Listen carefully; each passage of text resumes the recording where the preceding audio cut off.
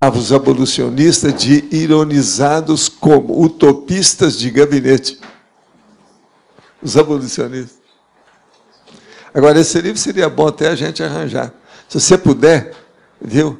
É Edra, Cartas a favor da escravidão. É 160 páginas, R$18. Está acabando de ser publicado. Vale a pena a gente ver isso aí para a gente entender, né, a natureza humana, a consciência. Professor, agora, eu queria só falar outra coisa para vocês. Nós estamos vivendo agora a época da crise, né? A minha TENEPS, o meu trabalho, bateu o recorde essa semana. Sabe por quê? Pela primeira vez nos anos todos que eu trabalho com TENEPS, faz 50 anos, eu recebi, entre muitos pedidos, com 216 pessoas. Alguém aí que pratica TENEPS já recebeu alguma listagem desse tamanho? Eu não, a minha bateu o recorde. Eu já recebi, assim, 50, 20, 30, mas agora 216 pessoas é dose, é dose. Não, é um monte de gente. 216. E outra coisa, tudo bonitinho, na ordem, numerado. É impressionante, né? Então, vocês veem que tem alguma coisa por aí, né? É aquilo que eu falo, parece que essa crise só vai terminar para 2010. E eles que ajudaram lá com 850 bilhões, na verdade, o furo é de uns 3 trilhões. Então, agora, os americanos, que ajudaram isso tudo, que afundaram todo mundo, eles sabiam, por exemplo, que tinha lá um buraco, uma bolha, que ia ser vazada a qualquer hora na questão dos imóveis, eles não ligaram para isso. Agora, é o Bush, né? É aquilo que eu falo, quando de cima está sujo, começa a sujar o de baixo. Então, tudo piora.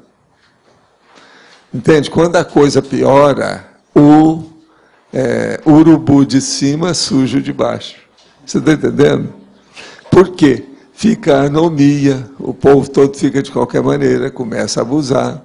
O Bush invadiu o Iraque, aquilo, e depois o próprio povo reelegeu o homem. Eles agora estão vendo. Agora, eu acho que isso tudo, quem tem que acertar mais são os americanos, mas eles, como diz Eduardo Said, eles vão repetir mais uma vez, não adianta porque eles não corrigem. Entende? O pensamento é difícil. Então, isso aí vai demorar. Agora, tudo indica que depois dessa, eu acho que a hegemonia americana vai cair. Nós vamos ser dirigidos agora por vários países simultaneamente. Eles lá não vão ter tanta força mais. Vamos ver o que é que esse Obama vai fazer se ele entrar lá, né? Se não matar o homem antes, né? Vamos ver como é que faz. Agora, isso é a realidade política que a gente tem que ser realista, né? Não dá para estar escondendo, nem tapeando, nem fazendo fofoquinha de ilustração ou de desenho animado. Tem que ser na realidade.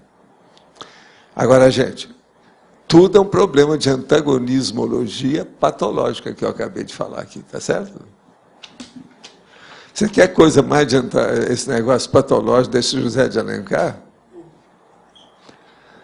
Ele escreveu uma coisa, era assim, muita platitude, muito piegas até, uma descrição bem romântica. As mocinhas ficavam taradas com aquilo. Livrinhos pequenininhos, entende? Agora, a Iracema que ficou sendo massa. Agora, veja, ele queria agradar o imperador na ocasião. A intenção era essa. Agora, vale a pena a gente ver esse livrinho aí com essas coisas, para ver aquilo que a gente tem que evitar. Você está entendendo, você? A Tânia não está aí. Eu queria ver a reação da Tânia hoje sobre o assunto. Para ver se é. Agora, Antônio, você já sabia disso, do Zé de Alencar? Eu cheguei a ver uns dados deles há muitos anos sobre isso, mas agora isso aí é bom, porque estão publicando, né? Com os dados todos, vai ser interessante a gente ler. Esse aí não dá para a gente ter qualquer defesa poliânica. Não dá mesmo. Depois desses anos todos, né? Por isso que eu estou falando, eles não têm saída. Então você pode falar, não, eu combati o José de Alencar. Aí. Parece que ele tinha entreveram com o Machado de Assis. Teve, foi. Agora, o Zeca do Patrocínio que era o bom, né? Esse é que combateu mais o negócio a favor, porque ele era preto, né? Então, o processo da etnia, né? Funcionou. Agora, a vida vai mostrando com o tempo, né, a realidade, como é que é. Então, o negócio é sério. Não é fácil. De modo que vamos estudar o problema do antagonismo negativo. Quer dizer, não tem saída para um caso desse. Ficou estigma na vida da pessoa. Olha, esses dias aconteceu um outro caso aqui. Tinha aí uma pessoa que ia publicar um livro contra o prefeito. Então, essa pessoa veio para fazer uma consulta. Você devia de entrar, e o que era, como é que eu achava? Eu falei assim, olha aqui, olha bem, porque daqui 10 anos você tem que perguntar do livro se você vai se arrepender dele depois de 10 anos. Agora, veja, isso tudo foi feito contra o prefeito, essa pessoa recebeu 1,7, parece, dos eleitores, de votos dos eleitores na eleição. Esse está liquidado do ponto de vista político. É um médico. Agora, o amigo que esteve fez a coautoria do livro com ele. Depois, me mandaram o livro pessoalmente. Publicou contra o prefeito. Agora, veja, ele, depois do fracasso da eleição desse nível, agora tudo não é fácil. É o problema do antagonismo patológico. Eu estou mostrando para vocês como é que é. Isso aí é desse ano, é agora. A pessoa que teve aí, o coautor teve aí, eu falei assim, olha, meu ponto de vista, As Amargas não. As Amargas não é o nome de um título de um livro, de um grande jornalista brasileiro. Então ele fez uma biografia, mas tirou todas as amargas, ficou só com positivo, para ele não se arrepender depois. Agora, esse livro aí contra o prefeito, é o estigma, né? Está para o resto da vida. Quer dizer, então, escrever livro, gente, é uma coisa muito séria.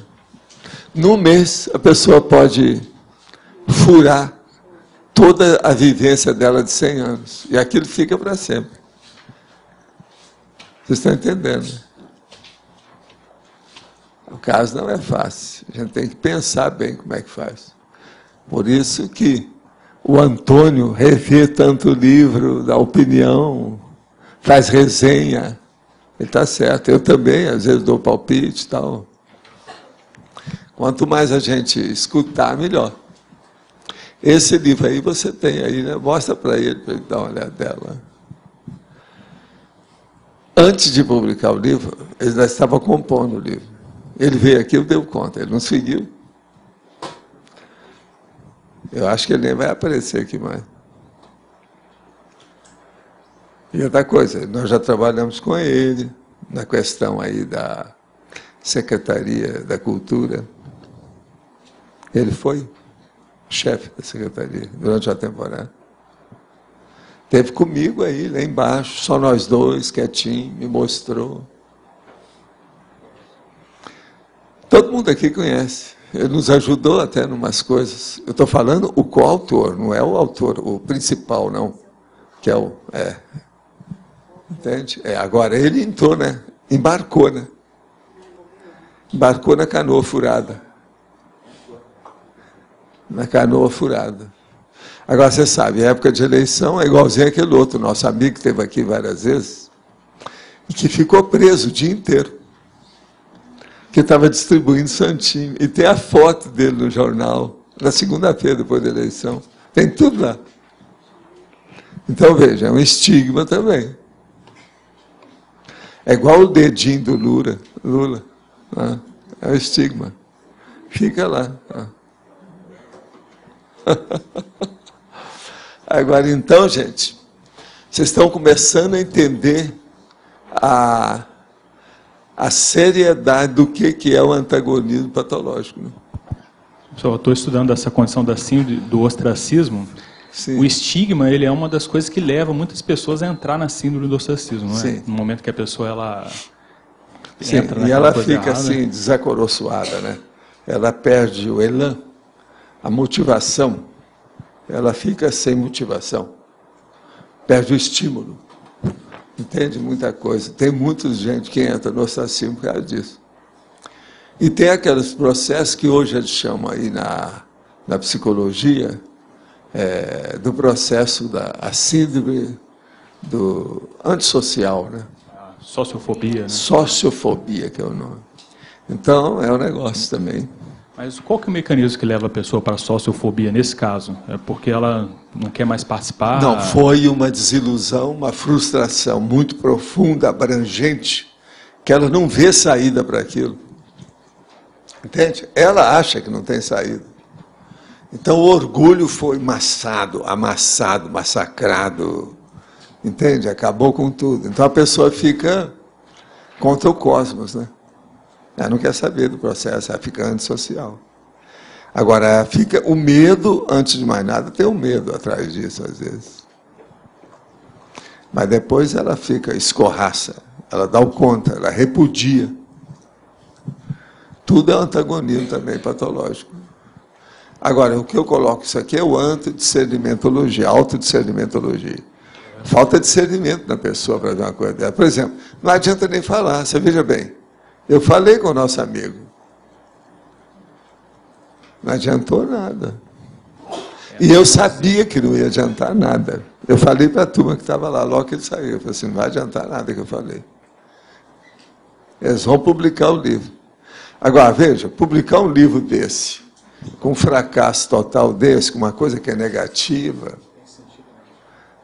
não faz, entende? É incongruente, né? Muito estranho. É esquisito. Só, o senhor colocou aqui que é a questão da notadamente do autodiscernimento quanto à autocognição evolutiva, né? Mas se a gente for pensar de fato assim, o que gera o antagonismo patológico não é justamente o processo psicossomático mesmo, né?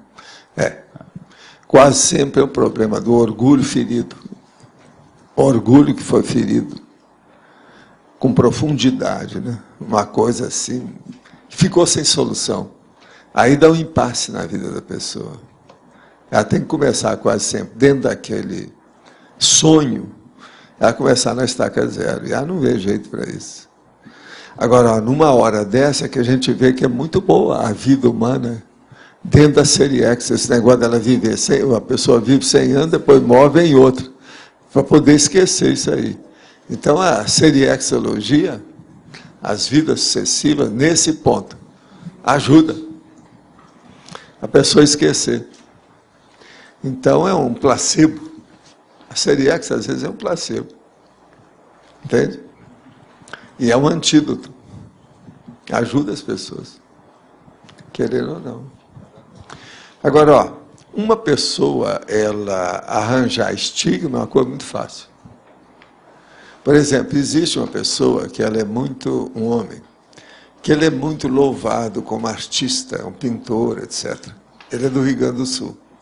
Ele matou uma pessoa. Eu andei estudando na ocasião que aconteceu, que ele matou uma pessoa. Eu tirei ele do meu mapa, nem leio as coisas que saem sobre ele. No entanto, o Rio Grande do Sul eles louvam esse homem, faz tudo lá que tem e tal.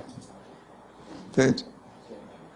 Para mim, um estigma desse, eu não vou perder tempo com a pessoa dela, é muito assediador demais. Não dá para estar perdendo tempo. Agora, fazer arte, assim, arte diretamente da baratrosfera, não dá, né? E tem aí os quadros dele, os quadros são até caros, tudo. A socinha patológica. Então, o antagonismo patológico é uma das observações que a pessoa tem que pesquisar para identificar o que é a socinha patológica. Professor Valdo, essa remissão dessa condição de antagonismo, Sim. mas assim, às vezes cronificado, como você colocou, você falou da bênção que é a pessoa estar na vida intrafísica para poder estar passando Tem gente, pelas por intempéries exemplo, da que se vida. desespera e muda de personalidade, muda de nome, muda de lugar. Começa tudo na estaca zero. Entende como é que é? Devido ao estigma que foi criado antes. Agora, o que eu vejo é o seguinte, o certo é uma personalidade forte superar a situação se antagonizando, é o contrário, a isso. Então, tudo aquilo que foi feito de errado, ela vai procurar fazer corretamente. Acertar aquelas pessoas que às vezes foram prejudicadas por aquela atitude, aquela ação, aquela postura. Então, esse é o caminho mais correto. Porque eu fiquei observando isso, por exemplo, meu pai era uma pessoa muito antagônica. Assim, uma pessoa que era contra, sabe assim, então foi assim um aprendizado para nós quatro, enquanto vira para É o homem o homem do contra. Do contra. Não interessava o quê? Ele era do contra, ele brigava com todo mundo, e eu fiquei... Tem pessoa que gosta de se manter assim. E É o você que falou dá essa o coisa gás do para a orgulho, pessoa. essa coisa do orgulho, então eu vejo assim, essa coisa de manter, prevalecer a ideia. E não o totalitarismo, a autocracia. É o problema do ditador. São pessoas, geralmente, que são carrasco, tiranos, o cérebro, mas que estão totalmente deslocados, né? Muito. Então, muitos desses já foram tiranos no passado. Então eu vejo assim, com o passar... Uma outra coisa, quantas filhas ele teve? 4. Pois então, isso tudo é problema dele. Isso mostra aí, ó, vem denunciar mais outro ponto do passado dele. Se tem 4 filhos, é porque o problema maior é com o pai. E eu vejo assim, que eu era pequena, por exemplo, eu tinha 3 anos, né? Eu ia para a escola e eu não gostava de estar junto com meu pai, porque meu pai aprontava assim. Ele falava coisas, eu tinha vergonha de estar junto, porque ele fazia o maior barraco, ele aprontava o maior, falava coisa inadequada. Então eu sempre... Sei, agora, ó, quase sempre é uma personalidade psicopática num caso desse. É caso mesmo de tratamento psiquiátrico. Mas é que a pessoa não chega a isso, que ela está mandando em todo mundo, ela que dirige o processo econômico-financeiro, ela que paga o leite das crianças no fim do mês. É um senhor problema. Então, é uma pessoa detraquê. Lelé da Cuca. Psicopata. Lá no fundo é isso. E aí, quando você colocou, né, que eu fiquei pensando assim, como que a pessoa aproveita essa oportunidade de vida para poder fazer essa reciclagem, né? E eu vi que assim, ele viveu até 95 anos, quando ele dessomou agora esse ano. Agora, você sabe que a psicologia manda justamente isso. Quando você tem uma coisa, não fique encucado. Põe tudo para fora. Ele colocar tudo para fora, por isso que ele viveu muito. Agora, veja, viveu às custas do sofrimento de todo mundo. Foi difícil. Ele devia ter sido internado, tratado, tomado remédio, que ele poderia viver do mesmo jeito, com uma vida muito mais produtiva até os 95. Entende? Porque muita coisa ele não deve ter produzido desse jeito. Não. Mas Isso isso é inevitável, dá na cabeça. É negativo. Agora, em termos de traços conscienciais, o que você colocou, existem alguns traços, eu coloquei assim, do lado positivo é a condição do autodiscernimento para você estar atento para isso. E do lado, vamos dizer assim, negativo seria, vamos dizer assim, tudo que está ligado parece que é o ego, essa coisa do... Não, da aí é o orgulho. É o orgulho no maior orgulho mesmo, da ele pessoa. é o eixo principal. O orgulho é o filho dileto, o primogênito do egoísmo. É aquele que deriva direto do egoísmo. E assim, e qual é o meio hoje, você vê assim, didaticamente, eficaz para você... Não, é chegar na pessoa e mostrar fatos com a situação dela, fatos dela, que ela errou, e fazer uma listagem. No dia tal, às tantas horas, você fez isso, a consequência foi essa. Agora, analisa aí 10 casos desses e chega com testemunha na frente da pessoa. Você é um caso que você precisa ter pelo menos uma análise psicológica ou psiquiátrica. Joga na cara da pessoa. Esse aqui é o impacto correto. Agora, tem que estudar a pessoa, uma temporada, ver com calma. Esses casos são complexos. E outra coisa, se a pessoa tem algum poder, aquele negócio do Nordeste, poder, abre o olho com isso, que aí é mais difícil. Porque ele vai escorraçar e perseguir todo mundo. Porque quando você... Então, o ideal é sempre ir uma turma, uma equipe, pelo menos uns 3. E tem que ter um homem no lugar disso. Mesmo que seja uma mulher, deve ter um homem no lugar. Também no meio da trupe, do trio, o trio Parada Dura. para segurar. Porque eu vejo assim, que vamos dizer assim, quando ela está nessa condição de antagonismo, ela tem todo um aparato, vamos dizer assim, de assediadores, tudo isso, né? Quer dizer, ela está nesse sentido, né? Ela está vinculada à parceria. Mas ele, geralmente, ele é tão assediador que os assediadores não chegam perto. Eles têm medo dele. Ah, Tem assediador intrafísico que o extrafísico evita. Por quê? Dois bicudos não se beijam. São antagônicos, são rivais, são competidores, são adversários. Entende? Isso tudo é um fato. Agora, ó, joga energia a favor dele. Uhum. Você acha que ele está melhor? Quanto tempo faz que ele dessomou? Ele dessomou agora em março. Esse ano. Pois é. Lembra que eu então vamos pôr energia a comentar nele. Com você que ele passou por um final assim de... E, vamos dizer assim, todos na minha casa... Ele ainda estava lúcido ainda ou não? Estava. Meu pai ficou lúcido até 94 Quer dizer, então, anos. que nós vamos ter que te aguentar, hein? 95 e lúcida, vocês se preparam, porque ela aí vai... Como é que vai ser? E eu tenho um histórico de longevidade na minha família de vários lados, então não sei se... Isso é que é máquina boa, tipo alemão. Né?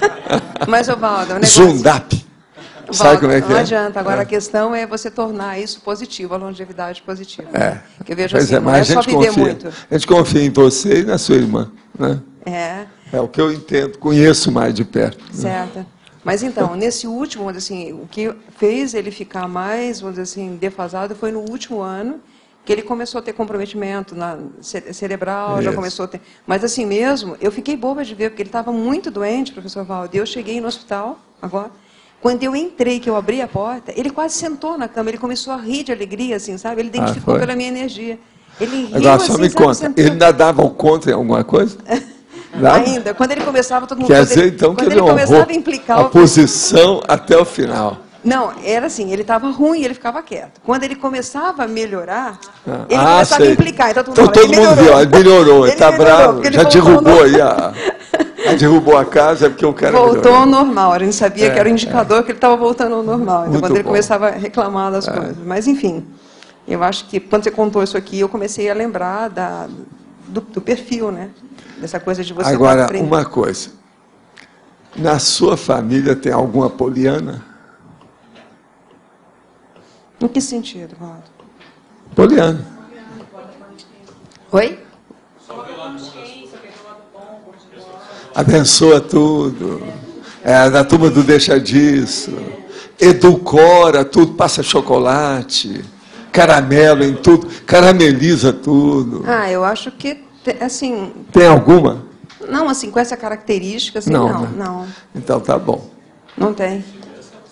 Porque, se tivesse, essa seria mais séria do assunto, que é o que foi contra o pai, às vezes, e não conseguiu nada. Agora, eu tenho assim, por exemplo, a minha segunda irmã, por exemplo, eu tenho um irmão que é neurologista, ele é neurocirurgião. Ele é bem assim, muito parecido com meu pai. Cabeça dura, que assim, eu nunca vi igual. Ele é médico da neurologista. Neurologista, mas cabeça dura, sim. Ele tem as verdades, sabe assim, verdades fechadas, não aceita. Oi? Que a cabeça é dura. Eu chamo cabeça dura assim. Neurônio de aço. Agora, ele é ótimo no que faz, mas assim, enquanto médico, ele faz muito bem a parte cirúrgica, tudo isso, mas faz questão da personalidade se manter, né? A personalidade então a gente tem que estudar isso, né? Mas olha, uma perguntinha. À primeira vista, os fatores discriminantes entre antagonismo sadio e patológico seriam a lucidez e a cosmoética. Mas levando em consideração a limitação de nosso estágio evolutivo e o fato de algumas pessoas relacionarem o nível de lucidez e a cosmoética a nível de verdade, concluo que o fator preponderante é o abertismo consciencial, visto que, apesar das nuances evolutivas, quando admitido, isenta a pessoa das patologias ideológicas. Minha abordagem está correta? Sim, está correta. Isso pode ser aumentado, tem mais coisa aí que pode pôr. Mas está correto, sim, pelo meu ponto de vista. Nesse ponto, eu sou obrigado a falar que eu posso dar minha opinião. Não é isso? Um serenão oligofrênico poderia usar uma divisibilidade simultânea pelo qual ele utilizaria o mental soma na extrafisicalidade para controlar a sua fisicalidade e o psicossoma separado do físico? Não. O problema todo é o seguinte: ele, o tempo todo, tinha lucidez ali mantendo com aquele corpo torturado e alterado. Isso é que é importante. Agora, o modo que ele fazia isso, com os detalhes, é difícil a gente saber, né? O professor já passou por uma experiência de parateleportação? Não. Por favor, se não for pedir muito, gostaria de detalhes. Não, eu nunca passei.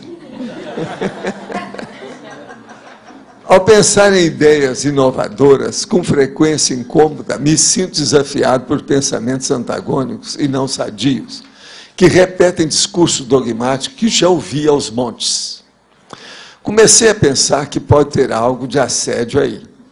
Se for verdade, como lidar com esses assediadores intelectualoides? Meu parapsiquismo ainda é muito fraquinho. Então, o problema seu é um só: fortalecer o seu parapsiquismo. Agora, ó, que esse negócio de ideias depende da profundidade que está abalando você, essas ideias aí que você está sentindo. Então, a primeira coisa que tem aí seria um autoassédio. Isso teria que ser estudado, não é isso? Pergunta a uma pessoa extremamente autorizada no assunto. Então, é para algum de vocês aqui. Qual a experiência mais significativa para o professor na área projeciológica? A mais significativa é a cosmoconsciência. Agora, do ponto de vista prático imediato, é a decolagem autoconsciente total. Como proceder quando as leis da sociedade são patológicas? Evitá-las, de tudo quanto é tipo. E ver as que são sadias, que são equilibradas, que são cosmoéticas. Dentro do nosso sistema democrático, para o líder conseguir algum avanço, ele deve, pelo menos, fazer vistas grossas para uma série de erros. Exemplo, as votações no Congresso Nacional. Como equilibrar esse tipo de situação? Eu acho que o problema é endurecer na posição moral da pessoa. E a pessoa ser lá dentro uma reserva moral no meio de todos aqueles. Havia um nosso amigo, que era um político lá do norte, que era assim, né? Um caso sério. Ele era muito amigo do Jaime. O senhor poderia comentar sobre Carlos Chagas André Luiz? O que é que você quer saber? Carlos Chagas, o André Luiz, um foi o outro, é uma questão de nome. Ele colocou por causa da família, que era muito conhecida, e que o filho mais sério dele era cientista do Vaticano, quer dizer, uma droga. E também, mais tarde, uma neta, neta, né? Sobrinha, mais neta, né? Que era a Linderma, que eu conheci no Rio. Ela se tornou uma baronesa, né? Na França. Então, isso aí criou um problema terrível, né? De aparecer assim, com esse negócio. Então, mexia com a monarquia, por um lado, e mexia com a igreja, por outro. Por isso, ninguém falou nada disso. Agora, eu sabia por causa da cara, né? Tem muita cara dele, da ocasião que ele viveu, aquela coisa toda. Agora, tem um caso aí que eu sempre falo aqui, que eu tive um meu professor de doenças tropicais, que a gente estudava doenças tropicais, que foi colega dele, que fez pesquisa com ele. Ele era um senhor já de idade, que deu aula para a gente de doenças tropicais. E justamente era o problema dele, porque ele, doença de Chagas, é um processo tropical. E esse professor foi colega dele. Então, ele gostava muito de falar que o Carlos Chagas gostava muito de mulher. Que ele estava lá fazendo pesquisa em cima do microscópio, viu uma mulher pela janela e saiu correndo. Ele sempre falou isso, ria. Mas esse cara também falava demais, a gente não sabe até que ponto, o nível que era isso, não.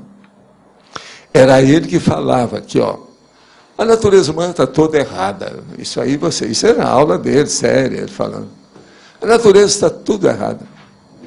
Não souberam fazer isso, esses corpos nossos são tudo tudo feito de qualquer maneira, assim, com pressa, sem pensar muito. Então ele fala, mas por que, professor, que o senhor fala isso? Por exemplo, se fosse comigo, já que você está perguntando, porque na nossa sala só tinha uma mulher, o resto era homem. Eu colocaria uma série de pênis assim, na barriga do homem. Então o cara já nascia com 20 pênis, era muito melhor. Você não acha? Aí um deles vira e fala assim para ele, escuta, como é que ia fazer para controlar? Agora é o não 17, não, agora é o 16. Aí foi uma gargalhada geral e terminou o assunto. Porque ficou sem jeito, né? Não, qual que é que vai funcionar? O número 13.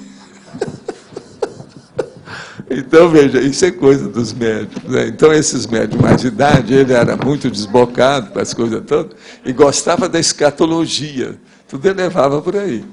Agora, ele conheceu bem o André Luiz, sim, que ele falava da personalidade, falava que realmente ele era uma cabeça e tudo, dedicado ao processo, ele fazia mesmo. O negócio da pesquisa dele era muito sério. Agora, tudo foi estudado, muita coisa foi estudada em Minas, porque também era de lá, né? Em La Sância, aquele negócio todo, foi estudado. Professor, queria voltar um pouquinho ali no caso do José de Alencar, e na listagem lá tem um item que é o 42, que é o anti-exemplarismo.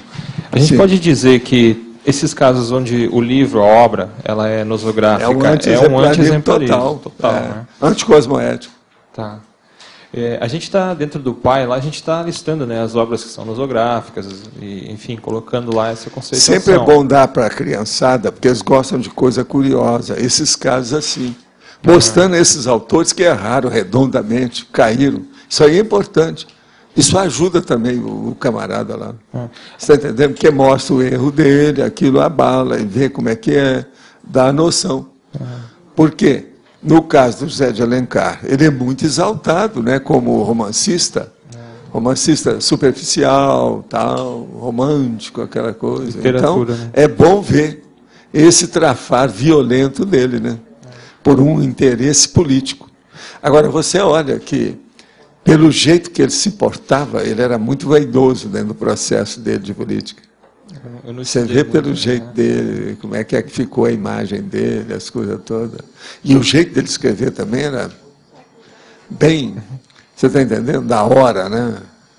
Tudo bonito, esplendente. Agora, é assim um meninão, né, escrevendo. É uma criança grande, né? Ele devia de brincar cozinhadinho quando era criança, qualquer coisa. Devia de ser desse, assim. Agora, veja, o homem não era poliana.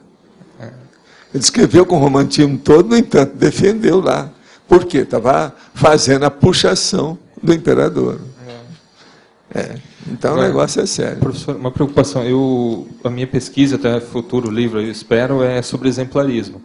E uma das listagens que eu estou fazendo lá são casos como esse aqui do José de Alencar. Aí eu fiquei pensando se isso não geraria uma exposição, talvez excessiva. Até que ponto dá para a gente ir nesse caso, entende?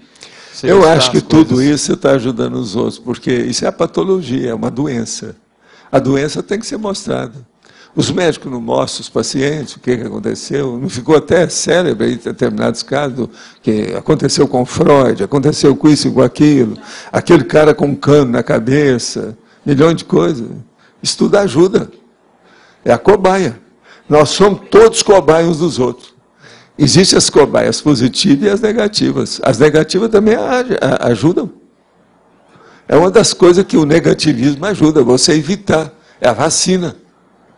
Você veja, tem uma porção de vacina que é feita com veneno. Não é engraçado isso? Olha o paradoxo. Então é uma coisa para se pensar, né? Então o problema é você ter uma fonte bibliográfica confiável. Indiscutível. Esse caso aí, por exemplo, é indiscutível. Tem um livro inteiro, 180 páginas. Como é que é? Não tem saída. Uma obra, né? Tudo. É um caso para levar à frente, né? E mostrar, né, a realidade da situação. Agora, por exemplo, aqui, ó, antifilosofia. Eu falo de coisa muito menor dentro da antifilosofia, que são esses filósofos confusinos, que roda e não sai do mesmo lugar. Então é por isso que eles falam que a filosofia é uma linha de conhecimento com a qual, ou sem a qual, você vive tal e qual. Quer dizer, não fede nem cheira. E muita coisa desses casos assim mas a filosofia é séria. Quando ela é correta, ela é equilibrada, a pessoa tem maturidade, ela pode ajudar sim a pessoa, porque é a sabedoria, né? É o sumo que a pessoa tirou de uma experiência correta. Isso é que seria a filosofia. Mas agora há gente muito complexa para escrever e para expor. É o caso do Adorno, que eles falam, que negócio que é mesmo. E o Kant, professor? O Kant tem coisa interessante e tem outros que não tanto, né? Tem coisa dele. Mas todos eles são sérios. Professor Valdo. Sim. Dentre essas 100, vou continuar nesse assunto, dentro dessas 100 condições que você coloca aqui, tem alguma condição que você vê que ela causa uma repercussão maior sobre as demais? Por exemplo, tem algumas ideias aqui que a gente sabe que são guarda-chuva, anticosmoética, tudo bem, mas tem alguma ideia que ressalta? Tem umas difíceis, por exemplo, antifisiologia.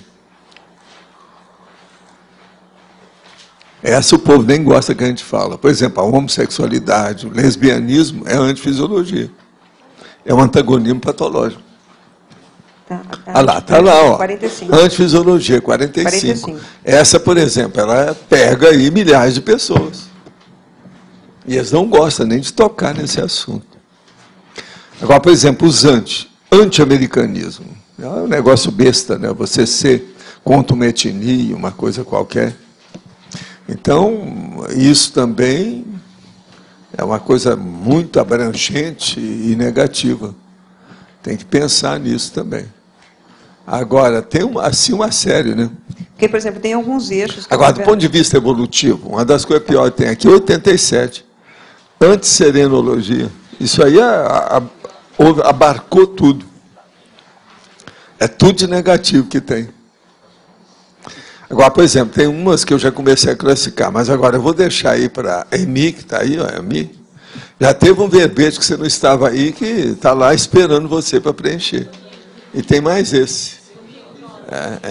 Você viu, né? De modo que eu confio em você. Ó, meu dedo do seu nariz. Agora, veja, tem uma série de condições. Aqui, ó, antissexualidade. Eu coloquei o celibato. Esse é o óbvio, né? Mas tem coisa muito pior, né, dentro da antissexualidade. Por exemplo, o processo lá problema das mulheres lá da África, etc. 28 países aí. Certo. Como é que fica? Não é fácil. Agora, tem uma porção de coisa, né? A antimaturidade. Eu coloquei, entre aspas, o eternamente jovem. E tem muito, até hoje, ainda tem muita gente assim. Agora, ó, o que nós estávamos falando aí, a antidemocracia está lá, a autocracia, a ditadura. São das coisas que tem aqui. Antifraternidade, o facciosismo. Antiprofissionalismo, a autocorrupção. São só alguns que eu coloquei assim, que a gente vive falando aqui, mas a AMI depois vai preencher isso tudo. E aqui é um meio de você fazer uma análise também. Quanto mais, vamos dizer assim, nessas condições a pessoa se encontra, mais patológica ela se torna em termos de condição. Agora, o problema também não é só isso, não. Isso aí, se uma pessoa estudar bem, já dá o diagnóstico. É o diagnóstico, né? Então, o processo da semiologia é atendido através dessas listagens. Agora, uma listagem de 10, isso aí é uma coisa difícil de demolir. Difícil de acabar com isso. Tem que estudar tudo. Agora, não é fácil. Agora, por exemplo, anti-GESCOM. É a gestação consciencial, o negócio nosso aqui. Agora, tem coisas... Veja se é correto o meu raciocínio, professor Valdo, por exemplo. Tem coisas que eu acho que existe um percentual que a gente tem. Um é pior, outro é maior. Vamos colocar isso aí varia infinito. Aí tem desde 5% a 500%. Isso varia. Então, eu comecei a avaliar, por exemplo, anticriatividade. Então, pode ser que eu tenha uma certa, por exemplo, uma certa condição onde eu sou mais, vamos dizer assim, preservo mais o tradicional, evito coisas novas. Né? Então, você tem um percentual disso. Agora, tem coisas que acho que compromete mais, como você colocou, por exemplo, a anti-GESCOM. Se a pessoa aí já tem um comprometimento maior, não é isso? Agora, o que é engraçado é o seguinte, muita coisa que tem aí é um estresse. No entanto, existe o processo anti-estressante. Tá. Você está entendendo? E outra coisa, tem umas coisas muito suaves, ou aparentemente superficiais, ou meras, a aparência, ou meras condições, que são anti-estressantes, que se a pessoa toma uma atitude, ela é. Por exemplo, uma pessoa tem tendência para hipertensão, e ela se empolga com os filmes que ela vê. Essa pessoa não deve ver nunca nenhum filme de suspense, que a pressão vai subir. Você está entendendo? São coisas que a pessoa tem que ver. Então, por exemplo, uma pessoa tem a pressão alta e ela está falando com você, está assim? Ah, não deve ter filme de suspense, filme desses de ação, que explode, a cada 2 minutos explode na tela alguma coisa. A pessoa não deve ver isso. Então, isso aí são coisas anti-estressantes, que é o processo. É o estresse, mas não é patológico, você está entendendo? Mas o filme é patológico. Você entendeu aí? Entendi. Então, isso tudo a gente tem que entender. Esse é o motivo que eu fiz essa série de antagonismos, para a pessoa conjugar uma coisa com outra e ver a contrastabilidade técnica, científica do assunto. Tudo tem que colocar uma contrastabilidade. Mas fala. Na página 32, o número 50, antigrupo karmologia. Você poderia ampliar? Sim. Antigrupo karmologia. Então, é aquela pessoa que eu só brinco se for do jeito que eu gosto. Senão eu não brinco, não entro na brincadeira. Já pequena pessoa é assim. Entendeu? Tem muitos hiperativos que são desse jeito. Ele só entra se é ele que manda. Se ele não liderar, ele não entra. Você entendeu? Isso é o antigrupo. Então, é a pessoa que é contra a equipe. Hoje, por exemplo, eu estava olhando a listagem que a Cristiane Ferraro fez. Nós já temos 50 equipes técnicas no Holociclo. 50. E está tudo estudadinho, uma por uma. Por que é, de que modo que é. Muitos de vocês são essas, né? Que são os titulares dessas equipes. Né? Está tudo aí. Você quer falar? Faz favor. Página 33, anti-subhumanidade. Anti-subhumanidade. É aquela pessoa, por exemplo, que massacra e é muito cruel, por exemplo, do tratamento do cavalo, da égua, da carroça. Você está entendendo? Anti-subhumanidade. Qual que é a diferença? É a pessoa, por exemplo, que acaba com os cachorros para comer cachorro, comer gato. Do jeito que aconteceu na Argentina, do jeito que acontece na China. Então, veja, eles já nasceram contra os irmãos, primos do passado. Qual que é a diferença da anti-subhumanidade com anti-zooconvivialidade? Anti o quê? Zooconvivialidade. Anti-zooconvivialidade. Aí é o processo da pessoa que ela é contra tudo quanto é bicho. Entendeu? Não quer saber de nada. Falou em bicho, ela é contra. Seja a pulga, o leão, o cachorro ou um gatinho lindo na frente dela, ela não quer saber. Então, é a zooconvivialidade. Ele não tem, uma pessoa dessa, ela não tem a convivência com os animais subhumanos. Então, é por isso que é a zooconvivialidade. Agora, da subhumanidade, é a pessoa que é cruel com os animais. É a turma que é contra a Associação de Proteção aos Animais. Tem gente que é contra, vocês sabem disso, né? Totalmente. E outra coisa, arranjam assim tudo quanto pode para defender. Tem tanta criança que precisa de leite, vocês ficam cuidando de cachorro? É duro, né? É a vida. Professor, aqui, Sim. Rosa. Eu queria que, se fosse possível, o senhor fizesse um paralelo entre antagonismologia patológica e a síndrome da Poliana. Gostaria que o senhor descrevesse um pouco.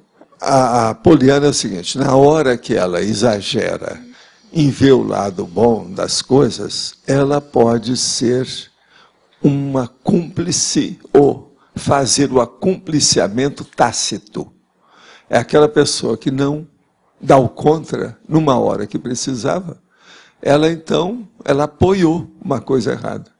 Isso pode levar a pessoa para interpretação grupo kármica. Isso é anti.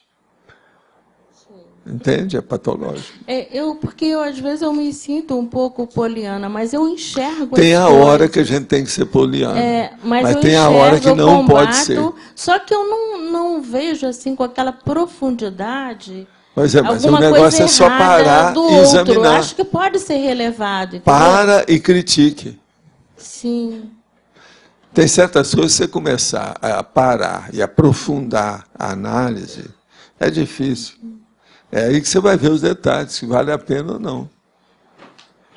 Agora, o melhor é abrir o jogo, né? Pelo menos diplomaticamente, expor para a pessoa o que está errado, ou para as pessoas, ou o ambiente. Professor, eu faço assim, eu não deixo nunca de atualizar, que a gente chama de psicologia de atualizar, mas espero sempre um momento bom para que ocorra isso, né? E também as coisas não... Por isso que eu me acho um pouco poliana, porque as coisas não funcionam para mim, eu não sinto tanto. Seria bom uma coisa você perguntar para você se isso não é uma preguiça do seu lado, uma preguiça mental. Sim. E às vezes é isso. Outra coisa, às preguiça vezes é cansaço. Contra, né? Às vezes é cansaço psíquico. A pessoa está com alguma estafa.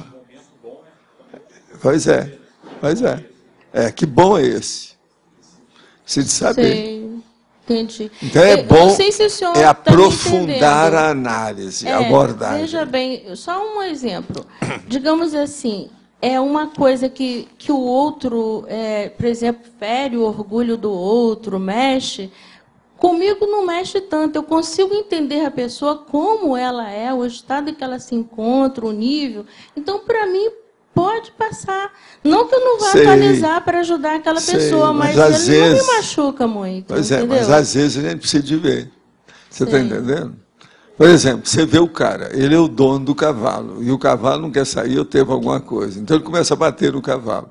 Você vai ficar quieto? Não, lógico que eu vou defender ele na hora. Aí é que é o X, tem que ver. Mas tipo assim, agora tem coisas poliana pequenas. que vê isso tudo, não quer saber. Não tem nada. Ele estava ensinando para o cavalo aquilo é educação. Não, em relação até a bicho, na hora eu resolvo. Mas em relação a gente, sim, a pessoa, mas a gente precisa muito de ser o mais nível ainda dela que o naquele bicho. momento, né? Eu analiso muito o nível, por que ela está reagindo daquela forma. A gente analisa, mas entendeu? Se ela está errada, se chegou a análise que está errada, então dá um toque, às vezes ajuda. Mas não precisa ser na hora, né? Pode ser não, aí atualizar depende como... do contexto. Quem sou eu para falar? Vamos ver. Que às vezes é preciso ser na hora mesmo, no quente. Mesmo. É no quente que funciona mais. Opa, para aí. Vamos pensar. Isso não pode ser também um pouco de medo, de aceitação das outras pessoas? Mas eu já estava falando, se é medo, se é estafa, se é isso, se é aquilo, isso aí, a pessoa já está mais errada às vezes do que a outra. Pode ser um mecanismo de proteção, né? Pois é. Na conscienciometria, o item liderança, eu fui logo no anticonflitismo, aquela coisa do perdão, aquela coisa toda. Então, aquilo ali, eu tenho que sair desse ponto, né, de o problema perdoar é o seguinte, muito, uma né? coisa eu boa acho seria você analisar, por exemplo, o nazismo. Estuda como é que foi o nazismo, faz um artigo contra o nazismo. Aí você já começa a ver, porque o nazismo não tem jeito de ser defendido. Quando eu mexer com a guerra, vai mexer alguma coisa em mim, né? Entendeu? Tá certo? Tá bom, professor. Tem que estudar o contrário de mim, né? Entendeu? Professor, eu já sou mais o contrário da Rosa, né? E aí eu, às vezes, demoro para tomar uma posição porque eu desconfio de mim. Como eu tenho a mania de ver as coisas erradas, né? O negócio é vocês duas se encontrar no meio. E às vezes eu estou certa, só que às vezes a minha abordagem é muito ligeira. Eu não tenho uma visão de totalidade. Então, às vezes eu fico esperando. Você às vezes também fala, pelo jeito de você falar, às vezes mostra que você está um pouquinho irritadinha. A gente percebe. Você entra com assim, tem um timbrezinho de irritação. Isso aí é energia negativa, o povo percebe. Então você tem que... Faz igual eu. Mata tudo, mas com bastante ternura. Ah, é difícil. Não, aí para não ficar irritada, aí eu tenho consciência disso, que eu me irrito, coisa, professor. Não pode ficar... A carne não pode estar pulando dentro de você, como diz a moça lá para mim. Só agora há pouco tempo, né, falou, teve uma aí que veio falar. Não, fica tudo pulando dentro de mim. As coisas caem quando eu pego, tudo quer dizer. Eu entendi. O sistema nervovegetativo ficou muito todo nervosa, alterado, né? de raiva, né? Mas aí, para não falar quando eu estou com raiva, eu fico me trabalhando. Aí passou o negócio, não tem mais como falar. Muitas vezes acontece lógico, isso. né? Isso é muito difícil, sabe? Agora, então, às vezes boa, acontece um monte no de papel, coisa. O que você vai falar e lê. É, isso que me veio na ideia esses dias. Daí o Alexandre Ajuda. falou, não, isso é besteira, Escreve tu vai decorar, no não Agora, vai ser fala bom. tudo bonitinho. Outra coisa, entendi. na hora que você for fazer a crítica, põe uns adjetivos. Entendi. Sempre ajuda. Eu já tive esse Suaviza, insight. entende? Agora, ó, açúcar, sabe, sem poluir, entendeu? Entendi. Porque eu deixo as coisas erradas acontecer, às vezes, porque eu tenho medo de mim, da minha irritação. Então eu fico tentando me trabalhar Não precisa de fazer primeiro. aquele negócio. Data vênia, falando aqui para o ínclito magistrado, eu desejaria que Vossa Excelência reconsiderasse. Então o ideal é escrever primeiro. Não pode ser assim, não. Isso aí também não dá, porque senão o negócio fica difícil. Não, mas escrever, né, dar uma memorizada naquilo e muito falar bom. como que a E gente vai coloca fazer um no ou outro teatro. adjetivo. Entendi. Mas me disseram que não. Não pode isso ser é besteira, adjetivo tá? assim, fascínora, Não, entendi. truculento. Tem que ser uma coisa troglodita. Tem que ser diferente, né? Não, entendi. Mas essa ideia de escrever eu já tive. Daí me falaram, não, mas assim Agora, vai parecer muito qualquer coisa, artificial. você vai pedir uma consulta para o doutor, professor Antônio Pitaguari. Ele é doutor no assunto. Ele vai te ensinar tudo. Mas escrever é uma boa estratégia, então, né? Então tá. Escrever é bom. Obrigada. Escrever, reler e não E deixar outra a coisa coisa, passar. com o passar do tempo, você vai ficar doutora nas fórmulas de abordagem. Ah, beleza. Depois você escrever, Tomara porque que você eu vai fique. decorar. Fórmula de abordagem. Nós todos devemos ter fórmula de abordagem para fazer as coisas. Então eu não preciso deixar, eu não preciso esperar eu deixar de me tornar uma pessoa irritadiça para falar o que eu penso, né? Não. E outra coisa, é assim que você acaba. É o tal negócio que eu estava falando. Entendi. É assim que você vai viver os 95 anos. Ah, despeja tudo. Ah, beleza. Não guarda, porque senão você intoxica e você morre mais cedo. Que bom, precisava ouvir Despeja. isso mesmo. Agora, tem que arranjar, são os Garibaldo, né? Os caras do lixeiro, para receber tudo que a pessoa está mandando. Entende? Olha lá, ó, uma Garibalda. A filha é Garibalda. Mas olha, pode falar, Juliana. Professor, essa semana lá no curso de aceleração da erudição da repreendência, a gente está estudando o Kant, o livro dele, A Crítica da Razão Pura. Sim. Aí uma coisa que eu estava pensando é o seguinte, nesse livro ele definiu a questão da teoria do conhecimento, como que se dá ao conhecimento, o que é conhecimento para o homem. E uma das máximas dele é que todo conhecimento, no final das contas, se origina mesmo na experiência. Não todo conhecimento, mas a origem sempre é na experiência. No paradigma conscienciológico, a gente pode fazer essa mas não é só ele extrapolação? não, tinha muita gente já falou. Não, sim, eu estou pegando só o exemplo dele, que é mais recente, né? Agora, ó, e mais lá expressão. para os jovens, é bom você esclarecer bem o que ele escreveu, como é que foi. Porque senão vai ter o caso daquele rapaz, que eles perguntaram lá, não, mas aí é o Kant, é Manuel Kant. Aí eu falei assim, eu sei, aquele que escreveu o Cântico dos Cânticos. Tem nada que ver. É bom esclarecer bem de onde é que veio isso. Cântico dos Cânticos, hein? Mas não sabe quem é o Kant e vai para o canto, né? Está encantoado. É um problema. Então, isso no paradigma conscienciológico também continua como única fonte de conhecimento real a questão da experiência? Não, é aquilo ali, ó. O princípio da descrença, senhor? É aquilo lá. Sim, é. Agora, é veja, eles não chegaram, foram a estigmatizar esse pensamento.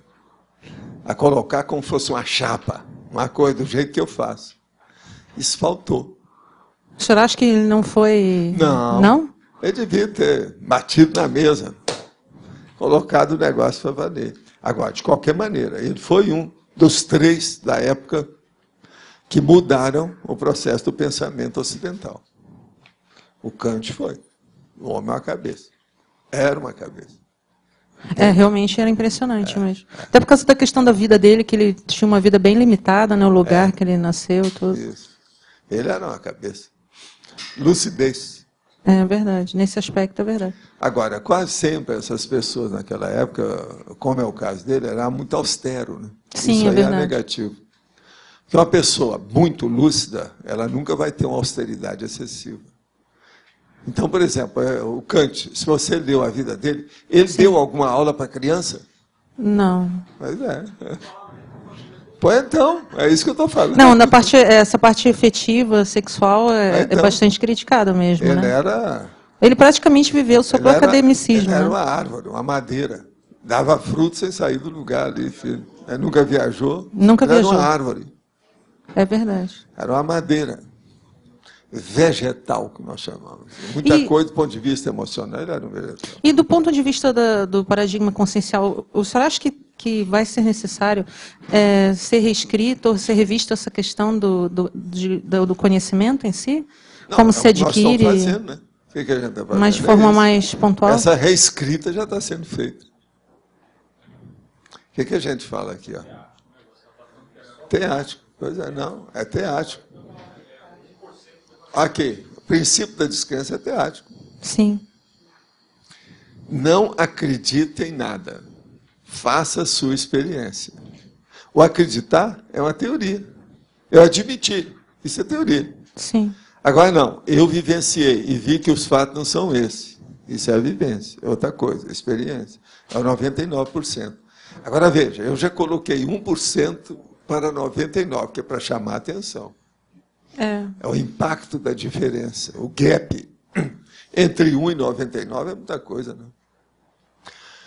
Meu avô, após o infarto, mudou completamente de personalidade. E agora mantém uma postura de antagonismo contra tudo e contra todos. Parece ter perdido o gosto pela vida por não poder mais atuar como era antes do infarto, que o deixou com algumas sequelas. O que o senhor recomendaria para um caso assim? O tratamento psiquiátrico poderia ajudar? É lógico. Psicológico, psiquiátrico, tudo deve colocar com a pessoa e ver o que é. Às vezes, o processo do infarto dá alteração mesmo, até física. Precisa de fazer um exame geral, fora da especialidade da cardiologia, para ver como é que funcionam os órgãos e o sistema dele. Para examinar como é que ele é.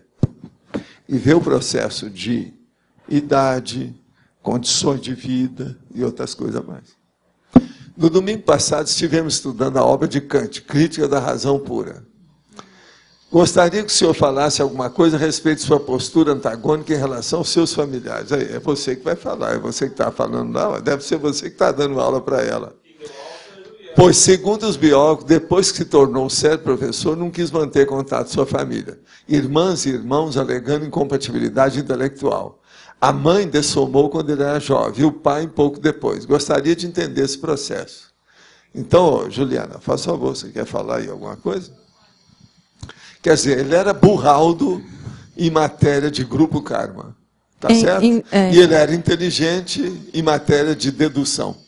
Então, realmente, assim, o que os biógrafos colocam é que depois que o pai dele faleceu, ele sustentava as irmãs, mandava dinheiro para elas a vida inteira.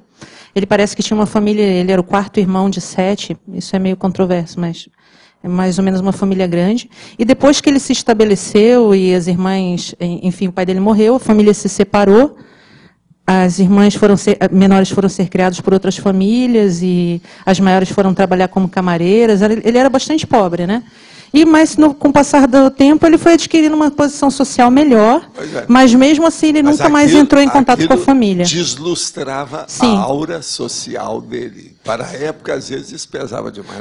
O que parece que ele referiu é que tinha um desnível intelectual muito grande entre as irmãs e ele, e não tinha ambiente. Mas o problema é que ele não falou que o orgulho dele era grande demais. Pode ser, é uma hipótese. Agora, veja, se ele era assim, com os próprios irmãos, pensa o resto da humanidade. Sim.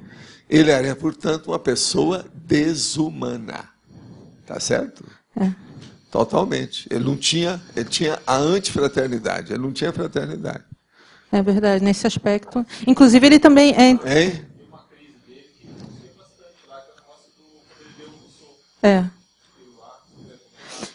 Inclusive, ele também dizia que ele não tinha amigos também. E a única manifestação assim emocional, mas assim que tem descrita dele, foi quando ele leu o Rousseau, que ele realmente ficou bastante abalado. Ele tinha uma rotina bastante rígida, saiu da rotina dele. Parece que foi uma das únicas vezes na vida que viram ele chorando, inclusive. Diz que foi bastante impactante. E às vezes também é porque o cara está cansado, chega a um ponto que supita, passa da conta e extravasa aquilo, dá uma crise. Eu gostaria de saber como foi o processo da dessoma de Carl Chag e a transferência da personalidade para André Luiz. Olha, eu não sei. O negócio é que existe a coisa, né? O problema deve ter acontecido, porque só pode ter sido. Eu não sei, I'm sorry.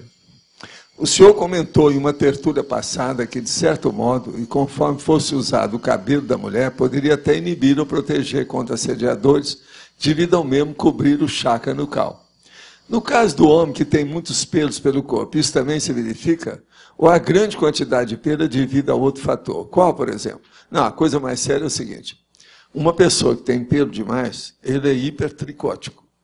Agora, isso aí precisa ver. Conforme o caso, se a pessoa é macroesplâncnica, é pícnica, ela é retaca, pode ser um processo suprarrenálico, que era o caso, por exemplo, de Chico Xavier. Isso tudo tem um problema hormonal e a condição daquele biótipo, ou da biotipologia da pessoa. Isso aí tem que examinar e ver aquele caso, como é que é a situação. Agora, do ponto de vista de proteção, o que eu quero dizer não é isso, não. Olha aqui. Olha a minha barba. A minha barba é espessa. Ela não tem buraco, não tem coisa branca, não tem nada. E, ó, é tudo assim. Tudo aqui. Então, veja, aqui, ó, é laringo chakra. Então, isso aqui está contíguo, está junto do processo do laringo chakra. Então, esse problema aqui, até um certo ponto, é como se fosse antena energética, como se fosse derivado do laringo chakra. É um problema que a pessoa tem. Agora, o que se passa? Eu sou uma pessoa que falo a vida inteira, por causa do processo de dar aula, debate, essa situação toda. A hora que eu coloquei, vocês veem que de vez em quando eu começo a falar que minha voz está mais rouca, por causa da minha idade já. E são os problemas da glote, outras coisas mais que tem, os pilares da glote. Agora, eu, para a minha idade, quando eu fiz 70 anos, eu examinei. O homem lá falou, não, está ótimo. Só do seu lado direito que está começando uma calcificação. Para a sua idade, você pode sério. Então, ele virou para o Hernandes, que estava lá, e eu com a boca aberta, porque não podia fechar, né? E ele examinando, daí a gente vendo um negócio na televisão, ele falou assim, ele não deve falar nada, né? Ele falou assim, não, fala o tempo todo. E por aí, quer dizer, todo dia, entende? Agora, então, vocês vejam que o problema aqui, no meu caso, esse processo da barba tem ajudado, até um certo ponto. Agora, isso é um princípio, ou é uma hipótese muito antiga, secular, em matéria de parapsiquismo sobre chakra. Que o processo, quem tem muita barba, se puder colocar, que isso defende o processo da fala. Agora, a barba tem uns inconvenientes seríssimos nela, né? Primeira coisa, a pessoa não adianta ter muita barba, é preciso ter muita testosterona, o homem, para aguentar a barba. Porque a maioria não está usando a barba. Você fica diferente, você cria um tipo. Esse tipo é estigmatizante. Então, isso a pessoa tem que saber como é que é. Agora, a minha barba, a primeira coisa que você tem que fazer foi o que eu estudei em Hollywood. É ter uma barba adequada. Por exemplo, a minha, mais ou menos certinha, ela não é tão exagerada, mas ela é veneranda, ela é grande. Eu, às vezes, deixo até um pouco mais. Mas outra coisa, ela não é amarela, igual de gente que não cuida, que não toma banho. Ela não é amarelada de gente que fuma. Ela é branquinha. Você está entendendo? Então, isso é outra coisa. Isso aí exige. Agora, outra coisa. Existe aí um fator muito positivo que é bom a gente clarear para a pessoa, que é o seguinte. É muito melhor você ter uma barba do que estar limpando o seu rosto todo dia, que eu acho uma burrice danada. Eu acho o homem que corta a barba todo dia pior do que a mulher que eles vivem rindo dela aí, porque depila. Depila debaixo do braço, qualquer coisa. Homem é muito pior, mano. Todo dia. Como é que é isso? E eu acho isso uma perda de tempo danada. Afinal de contas, isso é da fisiologia. Se nasceu assim, é para ficar desse jeito. Por que é que está cortando? Eu não estou vendo jeito nisso. Agora, hoje, eles gostam de depilar tudo, né? Chega aquele cara que está com o peito tudo bonitinho. Se deixar crescer, fica preto. Você está entendendo? Moço, está preto, tudo, de tanto pelo. Agora, veja, tem mulher que se apaixona pelo homem pelo peito preto, cheio de cabelo, de pelo. Isso é uma das coisas sexuais mais sérias para a mulher. Isso eu estudei. Tem autor que já estudou isso, estudei. E outra coisa, há um percentual muito pequeno de mulher que não gosta de homem que tem pelo. Então, os pelos que são mais perseguidos são os das costas. Esse quando tem demais. Eu não tenho muito esse, não. Entende? Mas esse aqui é o que as mulheres reclamam mais. Porque parece macaco. É a hora que parece macaco, é esse das costas. Então, a pessoa olha de trás, o homem está pelado, está cheio de cabelo, é uma camisa de pullover. É um pullover. Entende? Então, isso tudo a gente tem que ver. Agora, na questão da mulher, a hora que ela tem cabelo demais aqui atrás, o chakra nucal é justamente por aí. Então, veja, às vezes, se deixar, está mexendo com as energias através do pelo dos cabelos da cabeça. Então, deve ter também algum processo nesse. Por quê? E é esse chakra nucal que é o principal para o desenvolvimento inicial do parapsiquismo. A maioria sente assédio através disso. Então, por exemplo, a pessoa chega para você e fala assim, não, eu às vezes estou num lugar ou qualquer coisa e sinto uma coisa na minha nuca. É aqui, ó. Pode estar certo que você é assédio. Isso aí é fator patognomônico, isso é definitivo. 99% é assédio. Pode olhar. Isso então é batata. Não tem saída. Então, há coisa para se estudar em matéria de chakra, cabelo, pele. Uma outra coisa.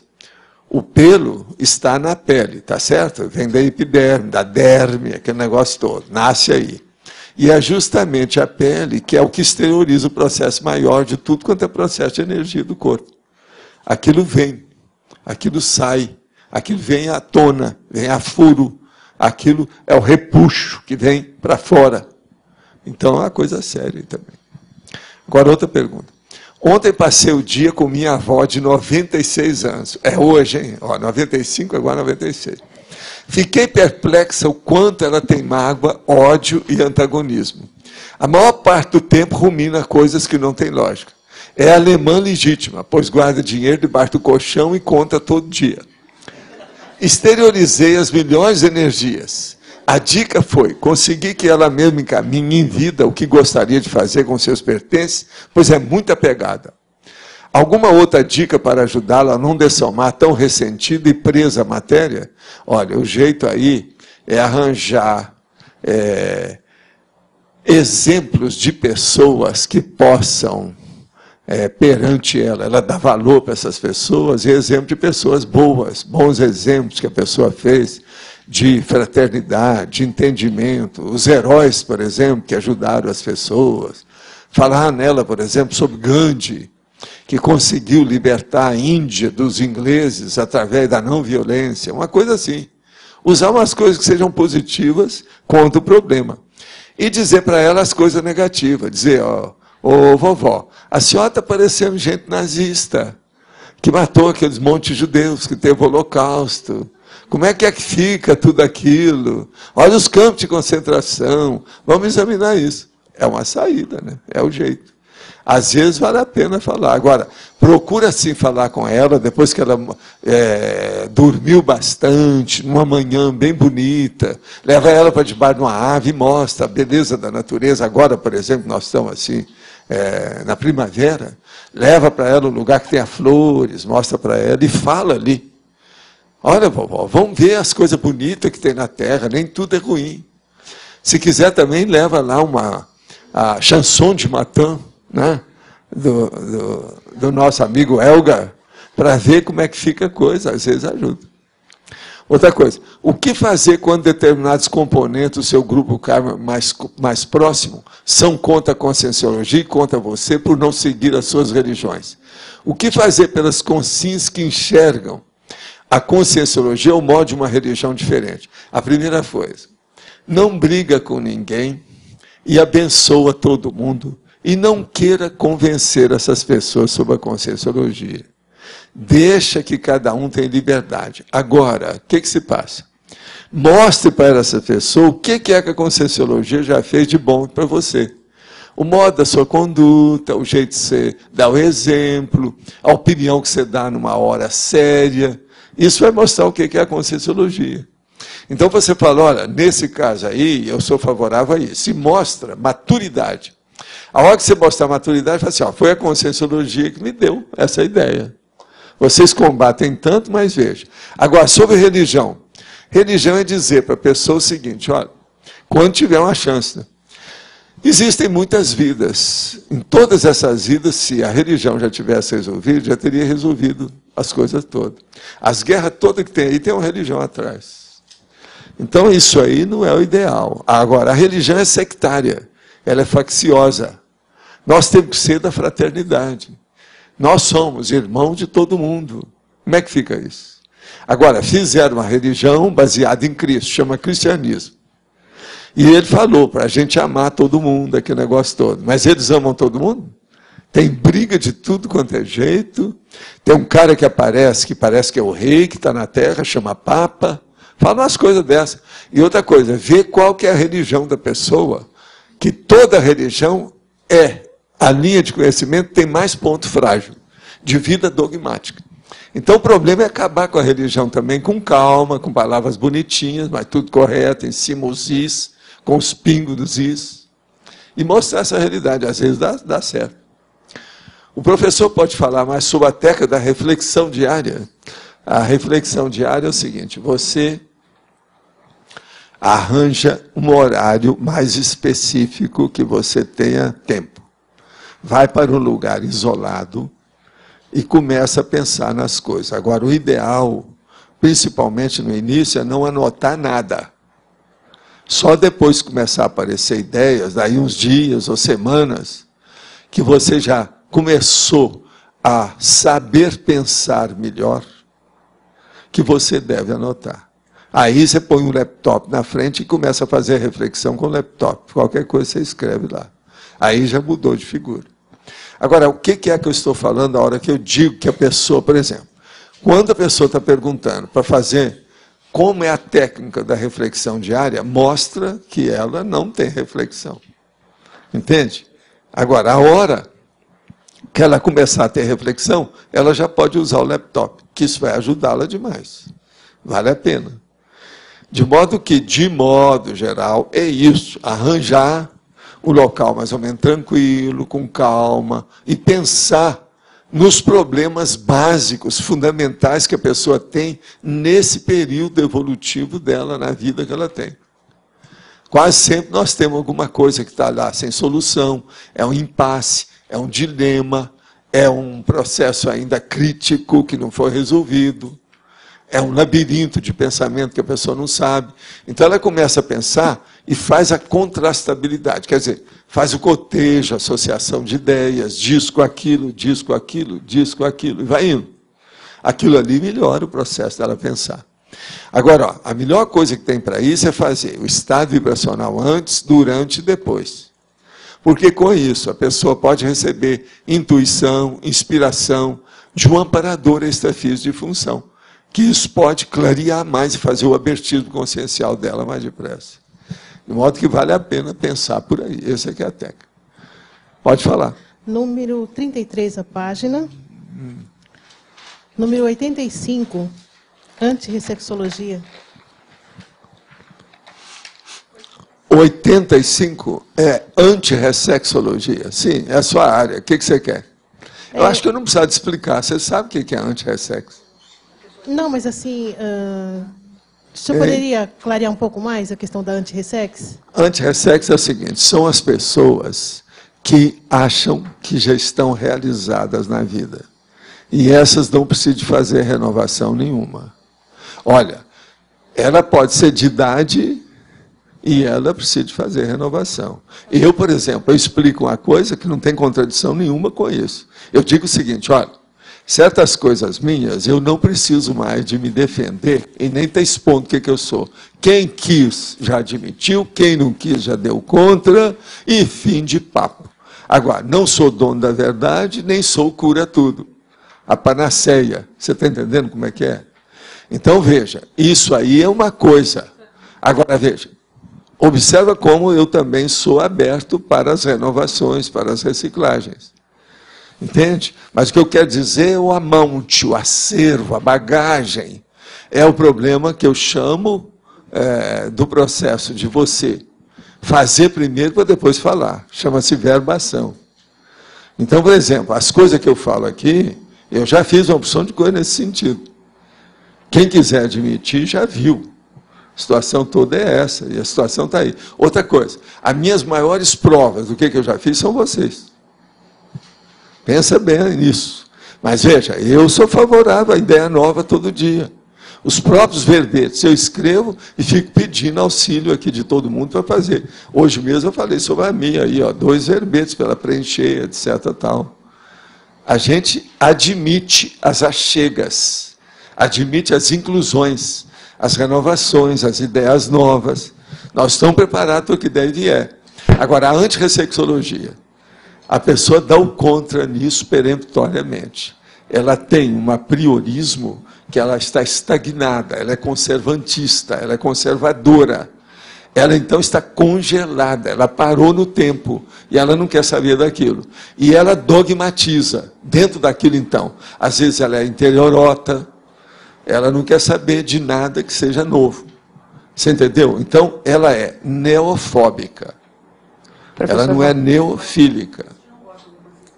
Não gosta de nada nosso. E outra coisa, a pessoa tem raiva dos outros, da turma que vai lá. E outra coisa, muitos desses são contra mim, porque acham que eu que sou culpado. Ah, meu filho mudou a cabeça por causa disso. Só porque o filho começou a falar umas verdades para o pai, ele fica danado da vida. O cara, com uma idade, advogado de porta de cadeia, ficou danado. Então, esse mandou crítica contra mim, para minha casa, mandou para o ministro da Justiça, tudo com o meu nome. Ainda falava assim, o grupo Valdo Vieira, o meu nome, citado, tudo quanto é jeito. Agora, é lógico, eu nunca recebi nada do Ministério da Justiça, nem nada sobre isso, porque eles devem receber esse povo doido assim, você já pensou? Milhares de tudo quanto é reclamação deve estar lá para o Ministério da Justiça. Professor Valdo. E as pessoas já sabem o nível da treslouquidão da pessoa, né? Da loucura. Né? O pessoal da Invex passou nesse final de semana aquele filme Juventude. Sim.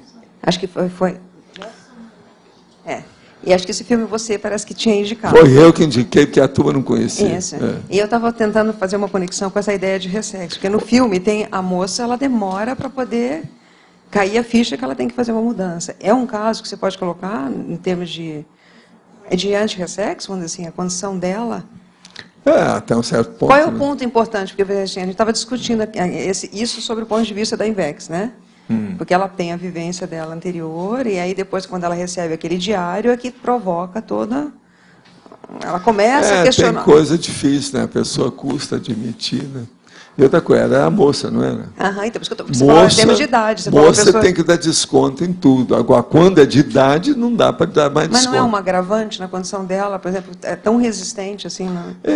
A pessoa, por exemplo, toda vez que é assim, ela é endurecida, é empederdida, recalcitra. Essa é burra, né? A maior ignorância, já falei aqui milhares de vezes, vou repetir mais uma, é a teimosia. Seja ela de jovem, de meia-idade ou de idoso. Essa não tem jeito. Agora, esse filme que você, quando você aponta esse filme, qual é o ponto importante que você viu em termos evolutivos? Qual o problema do amor natural, da afetividade espontânea, da adolescência e da juventude. Eu quero dizer para vocês que lá, na Holoteca, tem os 2 filmes lá, tem cópia deles, viu? Cópia que eu estou falando, quer dizer, uma outra outro exemplar de cada um deles. Esse e a história do Sócrates também, que eu falei que seria bom a turma ver. A história do Sócrates é um filme maior, é mais longo. Vale a pena também ver. Agora, de modo geral, como é que foi a reação da meninada com o filme? Como é que foi? Foi muito bom. O pessoal discutiu bastante. Quer falar alguma coisa assim?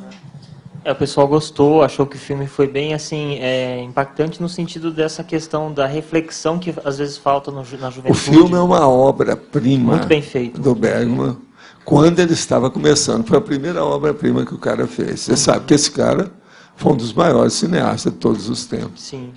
Agora, ele estava começando quando ele começou com isso. Então, por isso que tem aquela espontaneidade, o modo de apresentar, as coisas que tem. Que o filme é pobre em matéria de condições de cenário, de coisa. Sim, sim. Mas é bem natural. Essa natureza, né, espontânea, isso aí é interessante também como cenário do filme para fazer. Por isso que eu falei que seria interessante a meninada ver. Sim. E a maioria aí não conhece nada desse filme, porque ele saiu numa certa época, muito antes de vocês, e outra coisa, ele não teve muita repercussão aqui no Brasil. Entende? Esse é dos filmes tais, dos tais que eu andei comprando, que eu comprei 62 em Belo Horizonte. Porque filme eu já estudei muito na minha vida, né? Eu já vi milhares de filmes. Eu conheço alguma coisa. Isso aí eu não preciso de usar aquela minha expressão, né? Esse aí eu tenho alguma competência para falar alguma coisa. Foi o primeiro que nós fizemos, aí nós já estamos querendo fazer o próximo do Sócrates, o pessoal já até perguntou quem participou. Pois se quiser tem outro exemplar também lá na Holoteca. Tá? Eu entreguei lá ontem, mais 2 que estavam emprestados. Tá certo? Ok. Tem os 2 filmes. Nós tivemos 30 participantes nesse filme. Até a sala ficou apertada. Então... Agora, o Sócrates seria bom também as pessoas de idade lá, não ficar só com vocês, para ver entre reciclante, viu? A turma de reciclante e de inversor. Estudar o processo do Sócrates. Professor, a gente tem feito bastante esse movimento de integrar a questão assim, da pesquisa da técnica evolutiva, da INVEX, trazer todo o pessoal, porque a gente observa que realmente, na discussão da INVEX, quem tem mais experiência de vida consegue discutir até num nível melhor para ajudar quem tem menos experiência de vida. Né? Porque o entendimento da INVEX é mais fácil para quem é muito bom você ver, vamos dizer, o cotoveloma da pessoa, da reciclagem, e as bobagens que ela explica para o jovem não cometer. Olha o fulano, olha o outro, olha como é que é. Então é muito bom ter reciclante nisso. Eu sempre falei que os inversores devem ter contato com os reciclantes, e os reciclantes devem ter contato com os inversores. Agora, o que evita mais aí, que é patológico, são os reciclantes, principalmente as mulheres, que evitam os, inversores, as inversoras. Devido àquele processo da mulher de 50 anos que quer liquidar e degolar a mulher de 25. E isso é um processo internacional. Isso tem que ser visto, né? Professor, só uma pergunta, ainda ficando naquela questão da reflexão. Eu tenho dificuldade com reflexão. E uma dúvida que eu tenho é se, no momento da reflexão, vale a pena anotar, ou se vale a pena ficar... no início não deve, não. Você tem que refletir bastante e conservar a memória daquilo que você concluiu pela sua reflexão. Porque tem muita coisa que a gente não junta as pontas. É através da reflexão que você junta. Então, pega aquele assunto isolado e começa a debater tudo, estudar tudo, o que é que tem a relação daquilo com as outras coisas. Esse é o caminho. Agora, depois que você firmar e já ter pelo menos alguma técnica pessoal de recolhimento íntimo e uma reflexão profunda, aí seria bom você já fazer uma reflexão com o laptop na frente. É por aí. Entendi. Tá certo? No mínimo 1 hora, qual que seria a indicação? Aí você vê o que é que você aguenta. Tem gente que não aguenta de modo algum. Tem outros que aguentam. E a maioria, às vezes, começa a dormir. Aí está errado. Precisa ver o que acontece com a pessoa. Então, às vezes, o ideal é o seguinte. Você levanta, come alguma coisa e vai fazer reflexão. Pronto, aí você não vai dormir. Entende? Aí ajuda. Não pode comer muito, não, porque senão a pessoa vai acabar dormindo de novo. O professor conhece a obra de Emily Bronte, em especial o Morro dos Ventos Ventos? Yes. O que tem? Quem é que não conhece o Morro dos Ventos Ventos? Que é o processo lá dos americanos, aquela situação toda, vida dura. Scarlett O'Hara, né? É o cara que usava dentadura e que beijava as moças todas que tinham um bigodinho. Não é isso?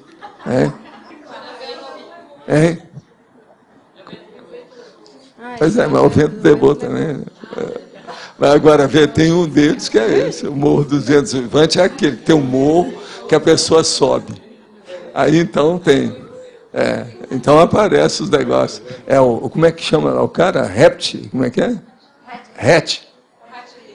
Hatchcliffe, né? Hatch. O negócio todo é por aí. Esses são os morros. Agora existe um outro morro. É aquele, como é que é? O morro... Não, Uma Noite no Monte Calvo. Vocês já ouviram esse? Esse é que é o melhor. De vez em quando aparece essa música nos filmes, que é a música do Monte Calvo. Então, é o morro mesmo, com vento, mas é perfeito. Então, vários desses filmes eu uso, é Uma Noite no Monte Calvo. Você já viu essa música, não já?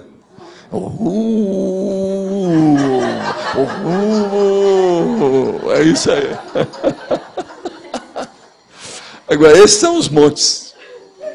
Agora não sei por que a pessoa perguntou. Tem alguma coisa, será? Deve gostar do filme, deve ser alguma coisa nisso. Olha, existe também uma outra coisa de morro que é bom a gente esclarecer. Na época da guerra, eles perguntavam para o rapaz, então, como é que vai ser o processo da guerra com você, a situação? Assim, ou mato ou morro. Então a pessoa ia fugir para não servir o exército. Então, ou ela ia para o mato ou ia subir para o morro, para sumir. Entendeu? Aí o povo pensava que, não, eu vou matar ou vou morrer. Mas não é, era mato ou morro. Era o bosque ou a montanha. Vamos fugir. Isso é o desertor que ele estava chamando. Então, o desertor é o mato ou morro, tá certo? Agora aqui. Já faz algum tempo que tenho tentado terminar o meu namoro. Mas quando toco no assunto, minha namorada começa a chorar e eu fico com medo que ela faça alguma besteira caso eu termine. O que fazer?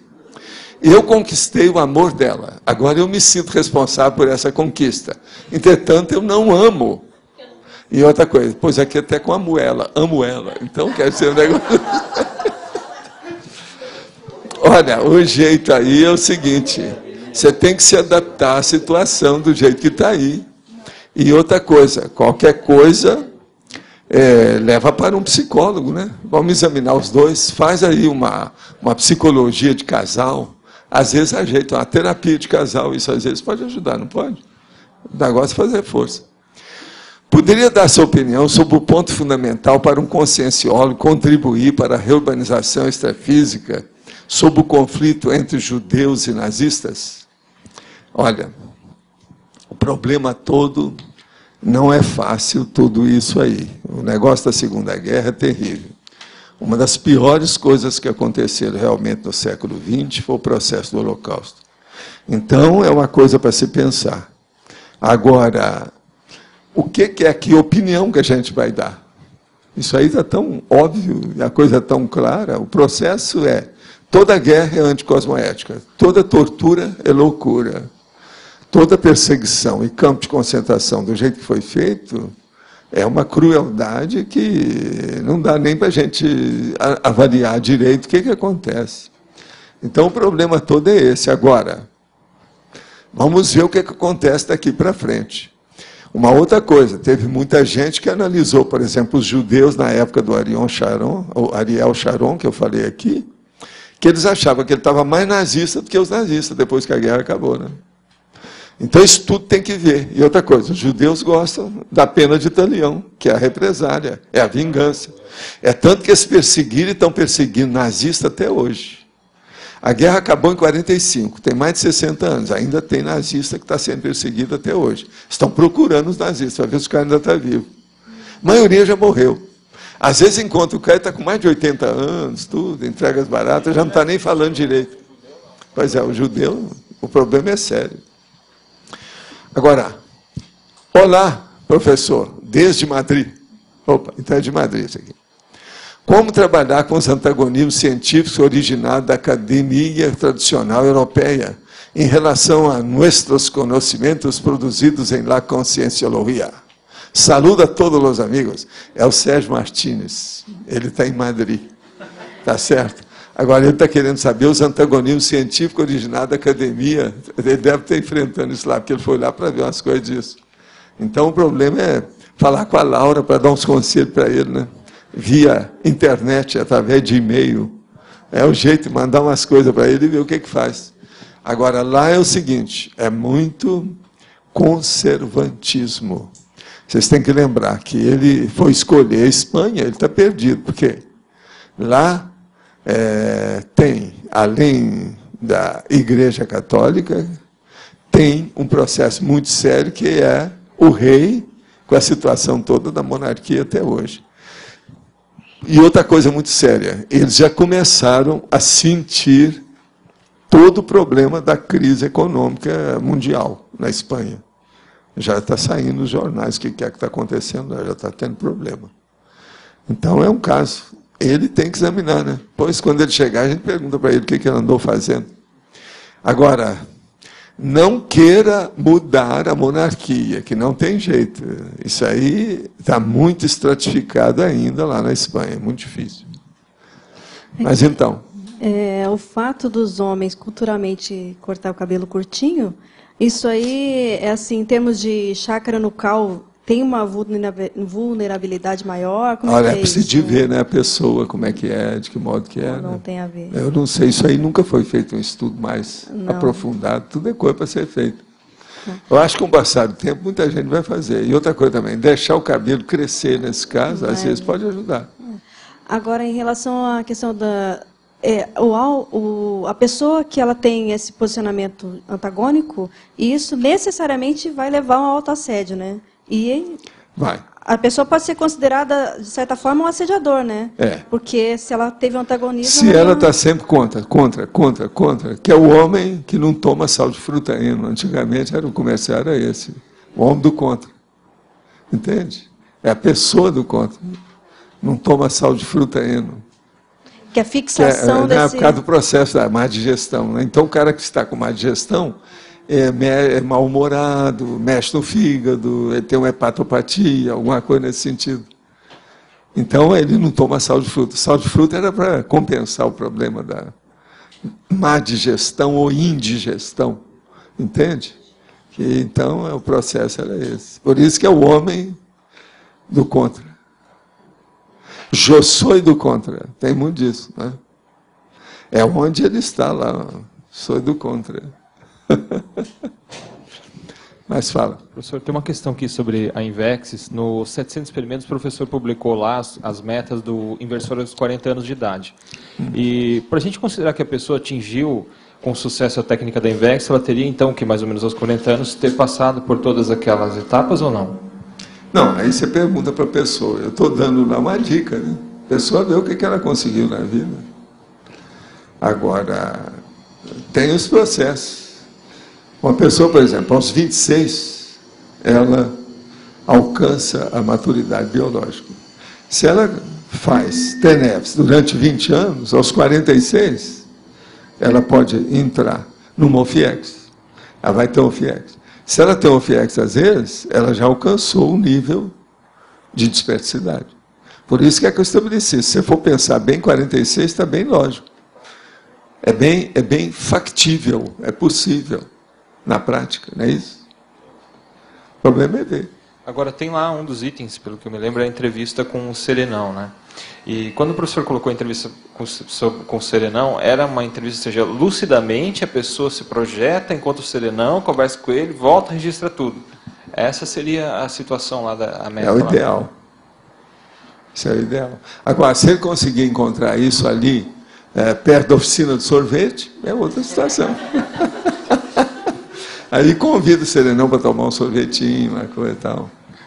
Entende? Aí ele vai falar, não, eu não tomo sorvete, porque eu preciso de usar muito os pilares da glote, etc., tal, laringe chakra, então não dá certo. Então eu falo, não, mas vamos lá, que lá tem água também, é o natural, tal. E você pode comer alguma coisa, tem umas coisas boas. Aí ele fala assim, não, mas olha, tem aqui um doce muito bom. Não, esse eu não posso porque eu sou diabético. Não, mas lá tem umas coisas, tem umas rosquinhas, uma coisinha e tal. Sempre vai ter uma saída, né? Professor, é um experimento, né? 700 experimentos. Então, o professor passou por essas experiências mais ou menos aos 40 anos de idade? No seu caso de o meu negócio foi antes. Foi antes. Aquilo lá eu calculei pela biologia, né? É o processo da idade, a parte cronológica, biológica da pessoa. Eu fiz essas coisas, tem uma opção de coisa minha que é tudo antes. Mas eu não posso falar para os outros para fazer isso. A pessoa chega aqui com 42 anos, eu vou pedir para fazer isso, não tem mais jeito. Já passou, né? Perdeu o bonde. O bonde já passou. Entende? Oswaldo, faz favor. Não vou falar.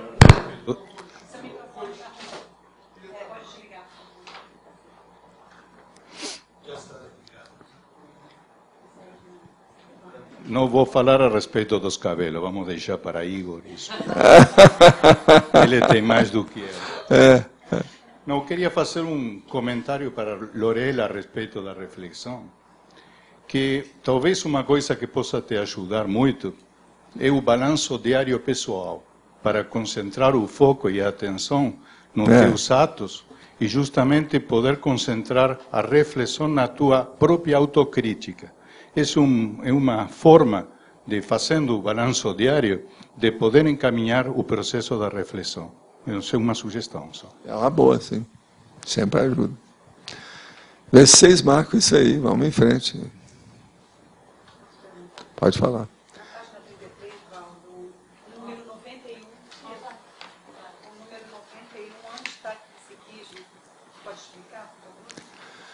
Antitaxpsiquismo é aquela pessoa, por exemplo, que ela demora para expor o que ela quer.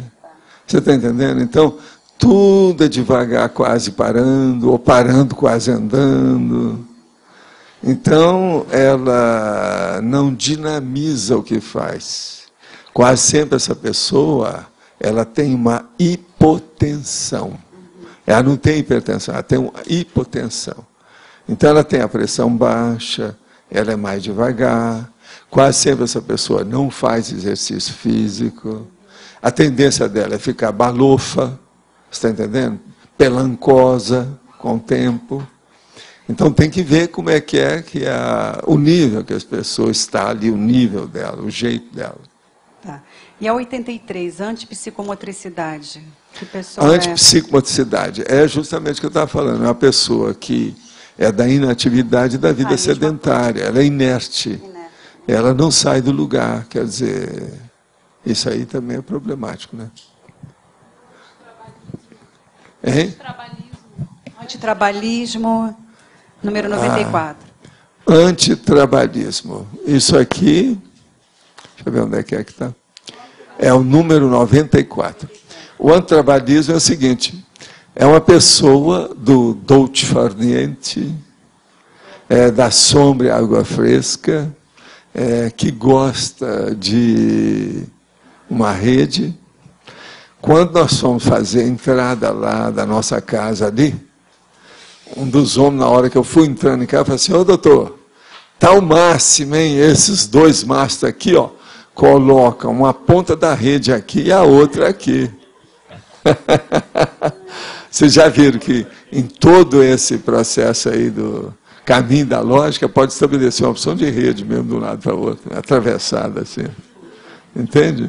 De modo que esse é o antitrabalhismo. Eu falei assim, você pode falar isso à vontade, é o que eu desejaria ter uma rede aqui para dar para vocês, depois que vocês trabalharam tão bem, que está uma obra-prima, essa cobertura e tal, mas começaram a rir. Né? Eu estava terminando a obra. Né? Assim, mas fala, Mariana. Professor, eu não entendi a 82. Pode me explicar? A 82. Antiprotimia. Você vai falar sobre protimia, que você é especialista nisso, por favor. Fala. Cadê o micrófono? Ali, a nossa professora vai falar para você, que ela sabe tudo sobre protimia. A protimia não agora que deu bloqueio, é a serenidade, não é? E o que mais? Então a serenidade do trabalho, do trabalho. as coisas. Então, a disposição. Isso. Não é isso? É isso que é a protimia. Não, é o contrário. É o ativo. Igual tem o proativo, né? É o ativo. Só proativo é que ela faz antes. Então, timia é a pessoa dedicada, é a pessoa com autodisponibilidade, é uma pessoa equilibrada. Quem mais quer falar sobre protimia? Vocês querem falar Kátia. Por aí? Tem o verbete, protimia. Pois é, por isso que eu estou falando aí, é só pegar. Agora, depois, Mariana, você pega o verbete ali, ó, na enciclopédia, e tem tudo. O 2. Protimia. Tem lá, tá certo? Depois vocês dão para ela ver o que é, com calma. Agora, quem é que está aí com o microfone agora? Tem mais alguém? Dá uma lida aí na protimia para a gente ver com calma, para esclarecer bem, porque ela está começando a estudar. Uma coisa, você foi ao laboratório? Não. Ainda vai? Amanhã. Então tá. Protimia é mentalidade da pessoa, homem ou mulher, peculiar, específica, somente da consciência em si. Tema central, neutro. Agora, olha o resto. Olha o sinônimo. Mentalidade, capacidade intelectiva, eutimia, intencionismo. Eutimia é um outro dos nomes que tem. A eutimia é o processo eutímico, quer dizer, é uma pessoa harmonizada consigo mesma. Ela sabe o que é que precisa. A protimia é isso. A eutimia, às vezes, é muito usada também. Entende? Agora, olha o que é o contrário aí. O antagonismo. O antiprotimia, a incapacidade intelectiva e a distimia, que é o mau humor, né? A distimia é o mau humor. Distímico é a doença do mau humor. Entende? Então, por exemplo, a pessoa protímica, ela está com disponibilidade, como eu estava falando. Ela está sempre aberta para as coisas, é alegre, é mais otimista, ela é mais extrovertida, ela tem mais abertismo consciencial, entendeu? Você, até o momento, tudo indica que você é assim. Nós queremos que você permaneça desse jeito e aumente. Esse é o caminho. Tá certo? Agora, quem é que está aí com o microfone? Tem mais alguém? Tudo jóia? Como é que nós estamos hoje com as questões? Tem muito recado hoje? Tem muito recado aí, Flávio. É? Tem mais uma pergunta? Eu vou dar aqui já para você, que hoje nós temos 13 verbetes para selecionar. Agora eu vou responder mais uma pergunta aqui. Os carteiros são trabalhadores que ficam expostos a todo tipo de adversidade do dia a dia nas ruas. O medo é o seu companheiro permanente. Como orientar de forma que possa melhorar essa situação e levá-los a ter uma melhor qualidade de vida? Olha, os carteiros são chamados estafetas. A coisa mais séria o maior inimigo dos carteiros atualmente são os cachorros. Então, uma coisa boa para mexer com cachorro é ter uma luva forte. Tem um carteiro que uma vez veio me falar nisso, eu dei uma luva para ele, essas luvas de operário, que aquilo ele pode mexer com o cachorro à vontade, sem problema. E esse nosso estafeta, ele entregava as cartas com bicicleta. Então eu falei com ele, você vai colocar no lugar da bicicleta um lugar com a luva. Qualquer coisa, você viu que tem um cachorro muito grande, pelo menos você já tem uma luva para poder se defender de alguma coisa que o cachorro acontecer. E outra coisa, ficar de olho em qualquer portão, muro, etc. tal, aonde tem cachorro. Né? Chega lá, está lá. Porque tem um monte de casa que tem o cachorro e não avisa que tem o cachorro. Tem uns cachorro que morde, né? Mas uma boa parte não tem. Agora, outra coisa é a seguinte, falar com os carteiros para aproveitar o trabalho que eles têm de andar de um lugar para outro para fazer exercício. Isso aí vai ajudar a saúde deles. Isso é importante também no caso. Outra coisa, eu, na minha infância, se não tivesse ido para trabalhar e pagar meus estudos, eu ia ser carteiro estafeta de bicicleta. Eu escapei dessa quando eu ainda tinha 12 anos. Foi entre os 12 e os 13 anos. já iam comprar a bicicleta, etc. Então, eu mandei a carta lá, o bilhete para o Mário Palmieri, para mandar o meu enxoval, que era uma canastra com todo o material do enxoval, porque meu pai não podia pagar mais o internato. Aí ele mandou um bilhete rapidinho para meu pai. Manda o menino, que ele é bom de estudo. Ele vai trabalhar, e trabalhar comigo. Ele paga os estudos através disso, não tem problema. Aí ele me deu tudo. Nunca mais eu paguei nada, mas também trabalhei a vida inteira lá. Só lá dentro eu vivi 14 anos. Foi uma verdadeira casa para mim, valeu a pena. Agora, disso eu escapei de ser carteiro. Agora veja, eu estava com toda, vamos dizer, motivação para ser carteiro. Está entendendo? Que era uma saída, né? Lá pagava até bem para aquilo, do jeito que era. E outra coisa, eu conhecia todo mundo, conhecia a cidade toda, para mim era fácil. Então era o máximo. Agora, eles queriam, porque eu já com 12 para 13 anos, tinha que dar um jeito, era o mais velho da família, tinha que ter um serviço. Eu já trabalhava desde os 5, entregava marmita. Depois, nesse entre-meio lá, eu vendi jornal na rua, fui jornaleiro, vendia cebola, laranja, e outras coisas mais assim com meu avô. Saía com uma espécie de um samburá grande, de lado assim, ó, ia levando. Vendia, então, vendia aquilo, vendia tudo e esvaziava. Eu ia depressa, enchia de novo, chegava lá. E eu tinha uma beirada de cada coisa daquela. Agora, a melhor coisa que tinha foi, quando eu comecei a vender jornal, que saiu uma notícia braba, por exemplo, aí, uns troços preparando para a guerra, aquele negócio todo, e eu vendia os jornais todos. Aquilo era o máximo. Entendeu? Era uma fortuna, entendeu? Com o jornal. Então era o máximo. Agora, gente, então nós temos aí, eu respondi ao todo 20 perguntas hoje, e nós temos aí hoje os verbetes aí que a turma vai ler. Alô? As pontuações de hoje foram votos online, 18, perguntas respondidas via internet, 20 perguntas, assinatura no livro de presença, 49.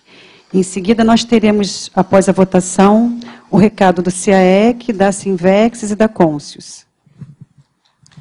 Então, pessoal, alô? Está ouvindo? Alô? Então, pessoal, a gente vai fazer a votação para terça-feira, dia 14. São 13 verbetes que temos para votar, que completaria até o verbete 1000. Então, temos aqui, ó, antagonismologia ambígua, antimodelo, banco da salvação, banco de esperma, banco de leite humano, banco de óleos, banco de ossos, consciência conscienciológica, estatística motivadora, interesse transempresarial, presumibilidade, princípio coloquial e técnica da cesta.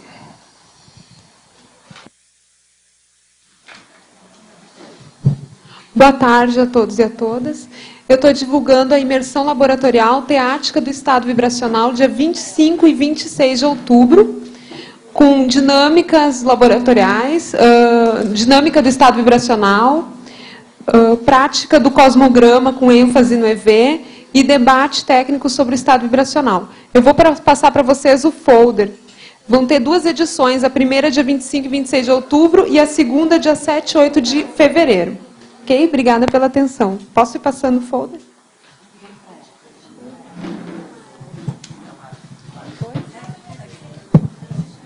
Boa tarde a todos, pessoal.